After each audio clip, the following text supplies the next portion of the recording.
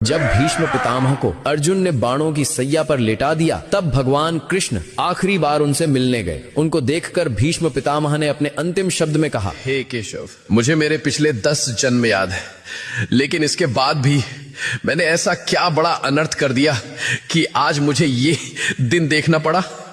पिछले 10 जन्म में मैंने तो कोई पाप नहीं किया, तो फिर मुझे ये बाणों की सैया क्यों मिली? ये बाणों की सैया अब मुझसे सही नहीं जाती। मुझे मेरे सवाल का जवाब दो केशव। तब भगवान कृष्ण ने कहा कि हे पितामह, ये बात आपके 10 जन्मों के पहले की है। जब आप एक राजकुमार थे, तब आप जंगल से भ्रमण कर रहे थे। तभी आपके रास्ते में एक सांप आ गया। आपने उसको मारा नहीं, बल्कि ये सोचकर कि कहीं ये सांप किसी को काट ना ले, इसलिए आपने उस सांप को रास्ते से हटा दिया। लेकिन गलती से बेचारा सांप कांटों के झाड़ में फंस गया। वो जितनी बार निकलने की कोशिश करता, वो उतना ही कांटों में और ज्यादा फंस जाता था। कई दिनों तक वो सांप उन कांटों में फंसा रहा और भगवान से प्रार्थना करता रहा कि हे प्रभु, इससे अच्छा तो मुझे मार ही देते।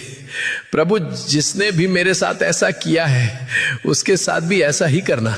लेकिन पिछले 10 जन्मों में आपने ऐसा कोई पाप ही नहीं किया जिससे आपको उस कर्म का फल भोगना पड़े। लेकिन जब द्रौपदी का चीर हरण हो रहा था, तब आप मौन रहकर भी ये सब देखते रहे थे। आप चीर हरण को रोक सकते थे, लेकिन आपने ऐसा नहीं किया। तभी आप इस पाप का भागीदार बन गए थे। इसी कारण से जैसे वो सांप उस दिन कांटे में फंसा था, आज उसी प्रकार आपको ये कांटे की सैया मिली है। तुम कितने भी बुरे कर्म कर लो, लेकिन उसका फल अवश्य मिलता है, इस जन्म में या फिर अगले जन्म में, लेकिन मिलता जरूर है। भगवान कृष्णा को दिल से